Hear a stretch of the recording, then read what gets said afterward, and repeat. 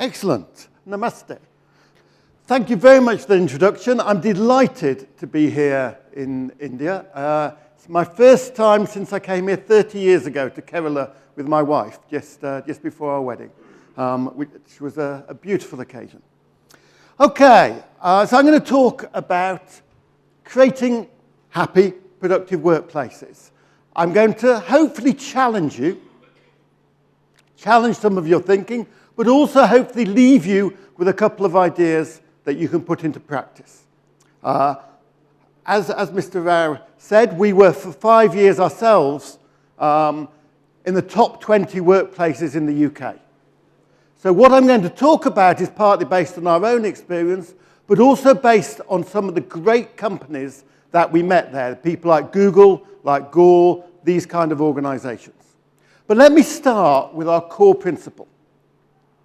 Hands up if you would agree that people work best when they feel good about themselves. Hands up if you agree with that statement.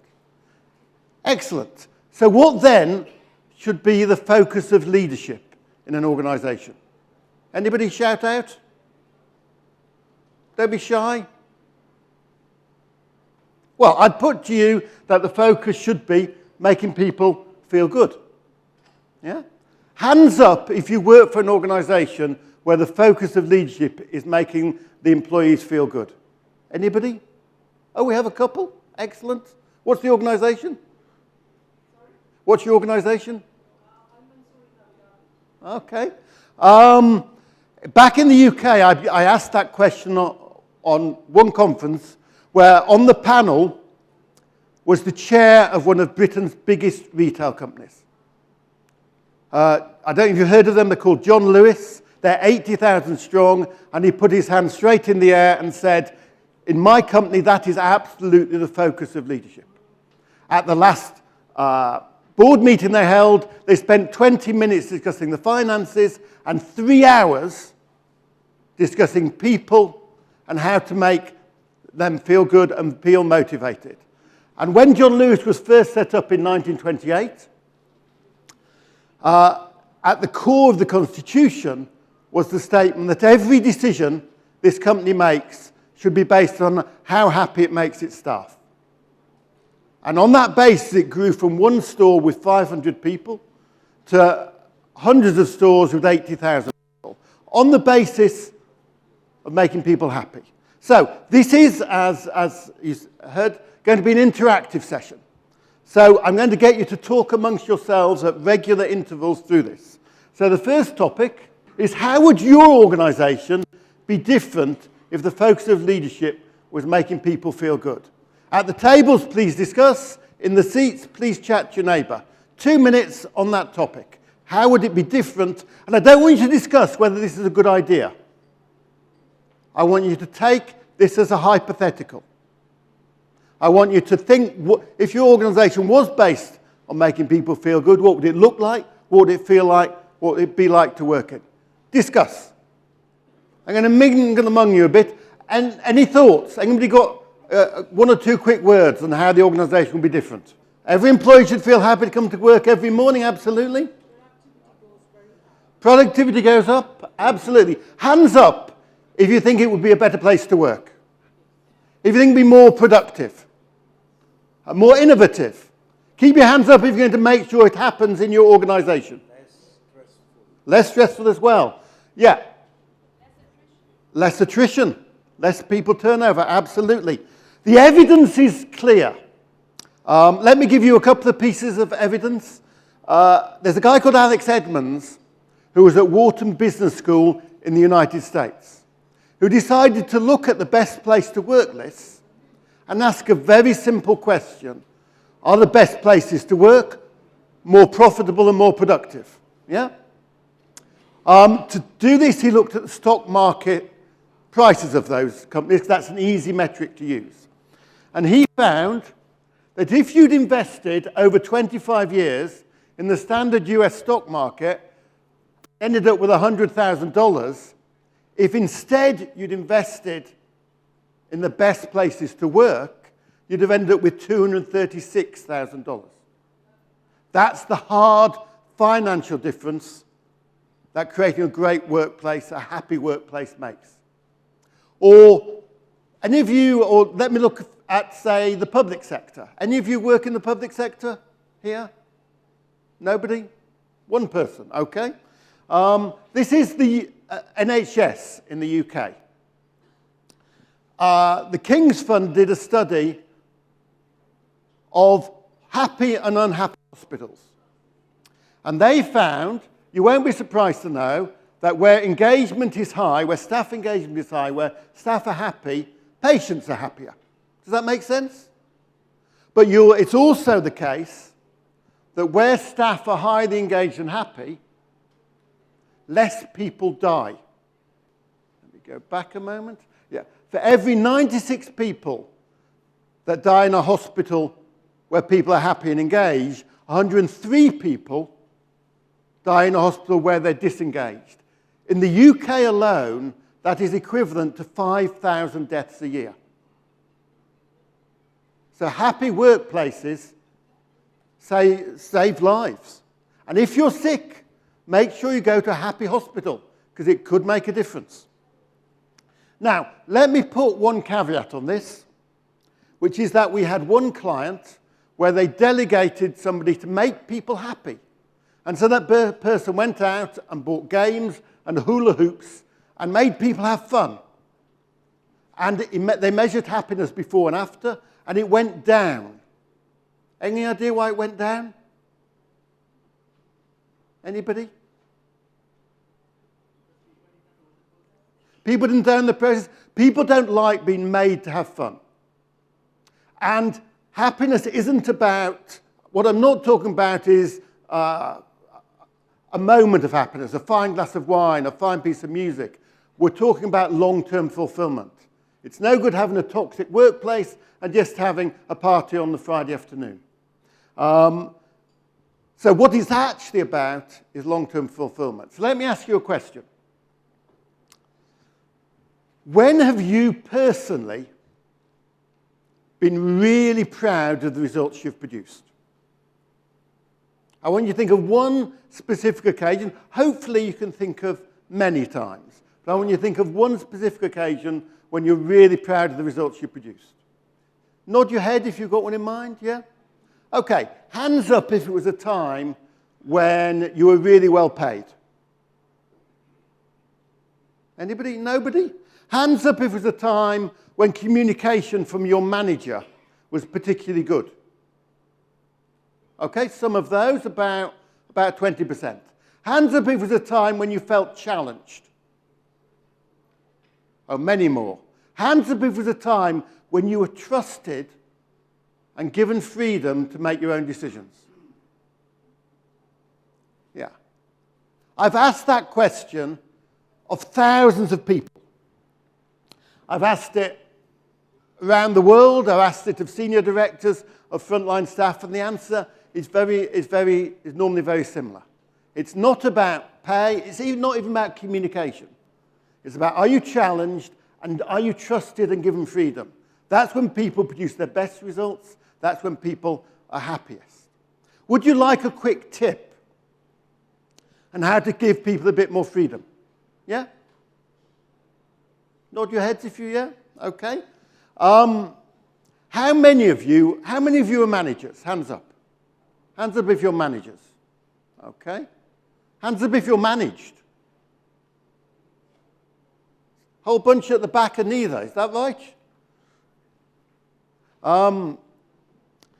If you're a manager, hands up if you commonly ask people to go away and come up with a solution and then bring it back for approval.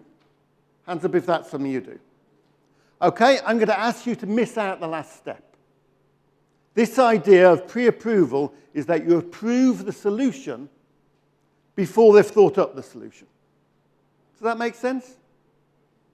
Let me give you an example. This is our old cafe at Happy. And there we had a 19-year-old who wanted to make things better, wanted to change the cafe.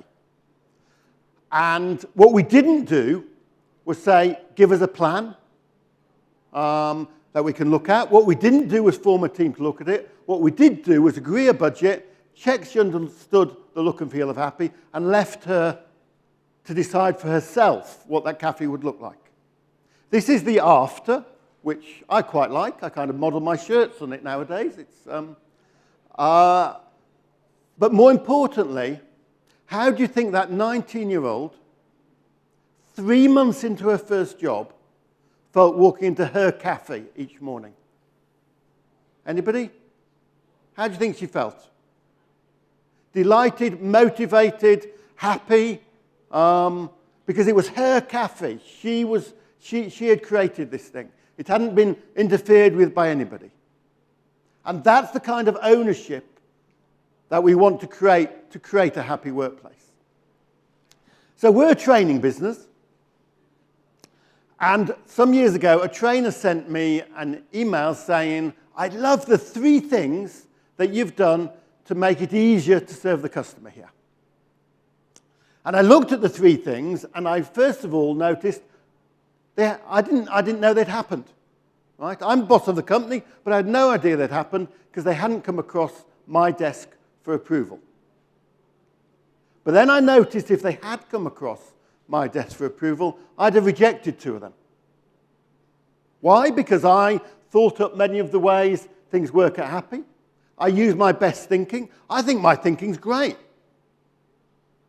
But as such, I'm a natural barrier to change, as are most managers.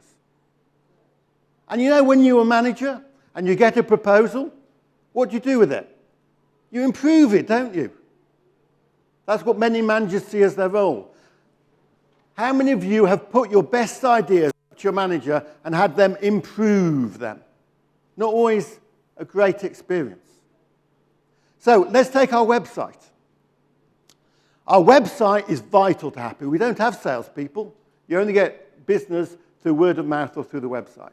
So I used to be very involved in the website in the early days. I would say, do this, do that, can't we have that, can't we have this?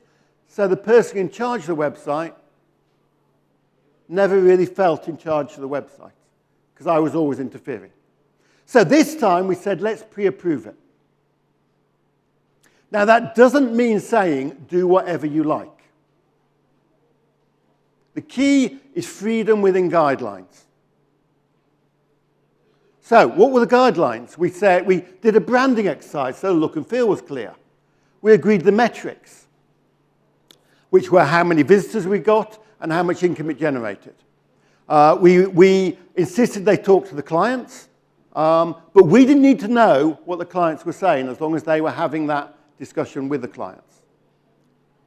And then I saw that website for the first time the night before it launched. It either went up or it didn't. And it wasn't what I expected. I didn't particularly like it. It wasn't what I'd have created. But that's the key point. If you truly delegate, you don't get what you'd have created, you get what they create. But it was complete within the guidelines, so up it went. And when we got the metrics 2 months later, visitors had trebled and income had doubled, even without the benefit of my expertise. So my question to you is, what could you pre-approve? Or if you're not a manager, what could you be pre-approved for tomorrow? Discuss. 2 minutes at your tables. What could you pre-approve that you're at the moment giving approval for? The question here is, what is the role of managers? If it's not to tell people what to do, as I'm suggesting, let me tell you about one European company. Has anybody heard of Buurtzorg? They're a care company in the Netherlands. They were set up by 4 nurses in 2008. They now have 15,000 staff. After 10 years, and with no venture capital, it's a social enterprise. And they work in teams of 10 to 12 with no managers. They have a head office of 50, mainly IT, and they have 1,500 teams of 10 to 12 people working with no managers at all. And it is It saved the Dutch healthcare system €2 billion. Partly because there's no overhead to the managers, and partly because it's based on people's professional expertise. They're spending more time with patients, they're having to spend less time in hospital. It's revolutionised the care system in Holland. So, would you like a little quiz? You up for a little quiz on what the role of the manager should be? Google has done some research. I want to make sure this doesn't go to the next slide, because that's got the answers on it. Google decided to work out what managers should do. They did a study of the data. They looked at tens of thousands of performance appraisals, and they came up with 8 things. These 8 things: good communication, especially listening, express interest in your people, right down to clear vision. I want you to work out which you think are the 2 most important. Quick, 30 seconds, discussion with your neighbour, which you think are the 2 most important behaviours of managers. And I'd be very interested to see, it's the first time I've done this in India, I've done it in all sorts of countries, I'd be interested to see which answer you come up with. 30 seconds to discuss. Okay, I'm going to come among you again because I want to see where the hands are. So, you get 2 votes, and I'll go through all 8 of them. So how many think good communication? Hands up if you think good communication is one of them. Okay, that's about a quarter. How many think express interest in your people? Oh, only a couple. Be productive and results orientated. How many think that? Couple. Empower, don't micromanage. Oh, lots. Excellent. Help with career development? 1 or 2. Key technical skills? No? Be a good coach. Okay, clear vision. Okay. Actually, you've done very well. I think you are the best scoring country I've been to. Okay. So, do you want to know the answers? In 3rd place was show interest in your people, which none of you got, but that's okay. In 2nd place was empower, don't micromanage. Most of you got that, and most people do get that. But the top place, very few people get, except here. The single most important behaviour of managers is to be a good coach. Hands up who got the top 2. Well done. Often I get less than 10%. With one group of chief executives, nobody got it, and they even asked, why is that part of our job? Quick show, how many people here have had a personal coach at any point in their careers? Okay, I'm going to get a couple of one-liners on what they did for you. What did they do for you? I found my Octarian for coaching. Yeah. Found You're oh, right, okay. Show them how to do it, not tell them. Showed them, not told them, absolutely. And over here? Yeah. So wait, if you've had a personal coach, did they tell you what to do? No. Did they build your confidence? Did they ask you questions?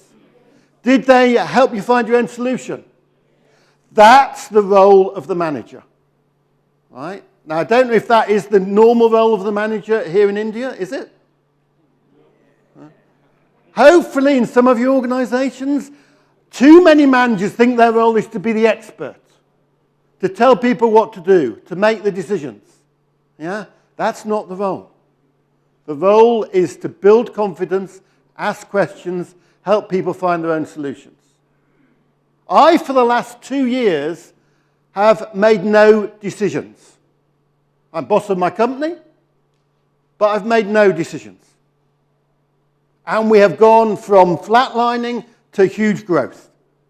Because what has happened is people on the front line who know what the situation is, who know the customer, they're making the decisions. Yeah? So if you're a manager, think about that. Think about making no decisions for 3 months maybe. Yeah? Think about stepping back and letting your people decide, and instead of telling them what to do, asking them questions, helping them find their own solution. Now, let's say you give people lots of freedom. Actually, I'm going to skip that because you know, well, this is an interesting one, actually. This is the Hyatt Hotel. How many of you have lots of rules in your organization? Who has lots of rules? Nobody? Some of you? Okay, at the Hyatt Hotel, they used to have 18 rules you had to follow every time a guest came in. Yeah? Every time you checked in a new customer. 18 rules. You can imagine that people weren't very focused on actually making the guests happy. They were focused on the rules. So should you have rules or guidelines? What they did was they replaced those 18 rules with one guideline. Do you know what that guideline was? That guideline was treat our customers as you would a guest in your own home. Forget the rules. Follow one guideline. Customer satisfaction rose by 70%. Because people were using their judgment rather than following rules. So again, I would encourage you. Well, one thing we do with people often in organizations is we say, what rules can we get rid of? Customize to the customer. Customize to the customer, absolutely. I'm having trouble getting this bleepy thing to work. Come on. Okay, so treat our clients as you would a guest in your own home. Okay, I'm going to skip a couple. I'll skip that. I want to go on to this. Let's say that something goes wrong when you give people freedom. Okay, what should you do? Well, in my view, if there's a terrible mistake, you celebrate it. All of these are places that celebrate mistakes. The book, Brilliant Mistakes, talks about medical discoveries. Do you know 50% of all medical discoveries are the result of mistakes? You probably all know about penicillin, which was left out in trays. I don't know if you know about Viagra. Viagra started off as a heart drug. And then it had these weird side effects and became something completely different. Tata, I don't know if you know, Tata have an annual failure award. Anybody here from Tata? Which the founder, I believe, put in place to make sure it kept innovative. Do we want mistakes? Yes? Yeah? So if I come to you after 3 months and say, I've finished my probationary period, I've made no mistakes, what do you think? I haven't done anything. Either that or I'm lying somewhere. Yeah, one or the other. We want mistakes. We want people to try new stuff. Yeah? And that's a key part. I know at Happy, one of the things people really value is they know if they do their best, if they try the hardest and it goes completely wrong, we'll celebrate it. Because we've learned something. Okay, one quick more one is at Happy. This is an organisation in Brighton where every month they have the Church of Fail. And people get up and stand on the stand and they reveal their biggest mistake to wild applause.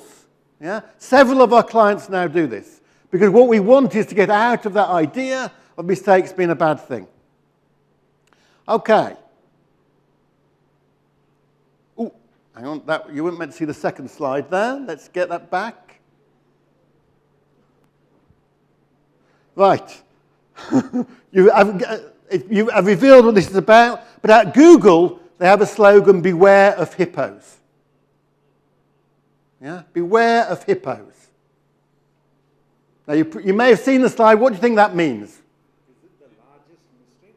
No, it's not the largest mistake. Beware of hippos is beware of the highest... What were you going to say? It's about where you are living in and not coming out of it. Living in an... Oh, that's an interesting one. Okay. It's beware of the highest paid person's opinion. Oh my God. Yeah? The biggest white elephant. The biggest one, yeah. Do you often find that in meetings? The highest paid person's opinion is the one which makes the decision. Yeah? What Google have found in that in effective organizations, everyone has an equal voice. So let me give you an example from a Danish bank. The vice president was saying this, this, and this, and the junior PA who was taking the minutes said, No, that's wrong. That's not factually correct.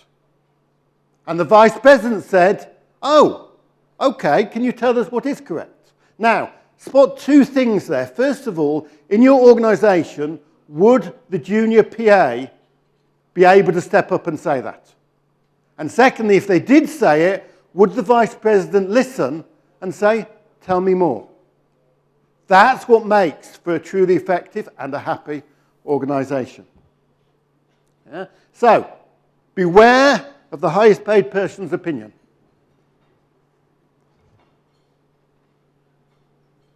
Now, at Happy, we believe our aim is that our people find joy at work for 80% of the time. And we measure it, and it's currently at 76%, which we think isn't bad. So what is it that creates joy at work? For us, it's three things. And if you know Dan Pink's work, you'll know these. Anybody know Dan Pink's work? So it's mastery, autonomy, and purpose. Do you have a purpose? Do you have the autonomy, the freedom we've been talking about? But above all, are you doing something you are good at? Okay? Now, we use StrengthsFind, and I know the next speaker is going to talk more about this. But we get our people, we recruit for a job description, and then we throw it away. Yeah? And work out what people are actually good at. In fact, we have team job descriptions. Gallup has asked over 1 million people, do you get to do what you are best at every day? Guess what percentage say yes to that? Anybody guess? 13 over there. Any more guesses? Want some more numbers? 0.01 over there. What's really sad is nobody assumes that it's a high number. Nobody thinks, oh, everybody's doing what they're good at. No, everybody assumes people are doing what they're not good at. That doesn't make sense, does it? What Gallup has found is it's actually 17% in the UK. I should have looked up the India one. 17% in the UK. But they've found that where many more than that are doing what they're good at, the organisations are 30 to 40% more productive. So one last discussion. What are you best at? Do you know? Yeah, hang on. What are you best at and how could you do more of it? 30 seconds on that. What are you personally best at? Talk with your neighbour. Okay, a couple more minutes. Yeah. I did start 20 minutes late.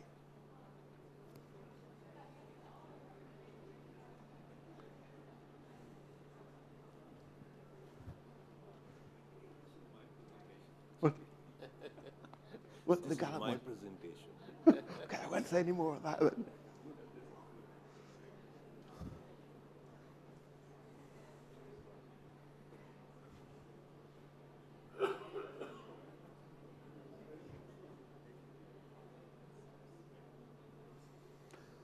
Okay, at Happy we spend a lot of time thinking about that question.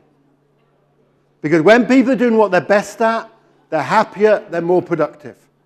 Yeah? And let me let you into a little secret. One thing that not everyone is great at, that doesn't play to everyone's strengths, is managing people. Has anybody spotted that? How many of you know of a manager who's great at the core skills, but no good at managing people? Anybody know that? Yeah? How many have left an organisation because of your manager? Yeah? There's a simple solution. Have 2 tracks of leadership. Have one track for people to manage people, and another track to be good at the core skills. If you force everybody to manage people, you're forcing people to do stuff they're not good at, and you're making life hell for the people they manage. So that would be my one big tip there for you. And at Happy, what we do is we let people choose their managers.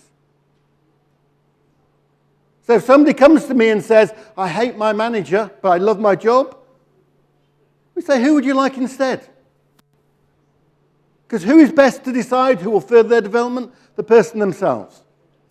So let me just skip to the end and ask you, would you like the 3 key tips that I would give? Yeah? So, number 1, get people to do what they're great at. Crazy, radical idea, eh? Number 2, give them the freedom to do it well. And these go together. If somebody's no good at what they're doing, then yeah, maybe not a good idea to give them lots of freedom. But if they're great at it, just step out of the way. And number 3, what's the role of the manager? To be a good coach. Absolutely. Okay, coach them to be their best. I'm going to close just by showing you this slide. If you'd like to know more, if you'd like to be on the Happy Workplace newsletter list, if you'd like a free download of my book, The Happy Manifesto, send happy to henry@happy.co.uk. And the first 5 who email me this morning will get a free copy of the book. I've got copies of the book for others if you want to come to me. But what I want to do is create an international movement for happy workplaces. I hope you will join with me in that. I'm Henry. I'm happy. I hope you are too. Thank you very much.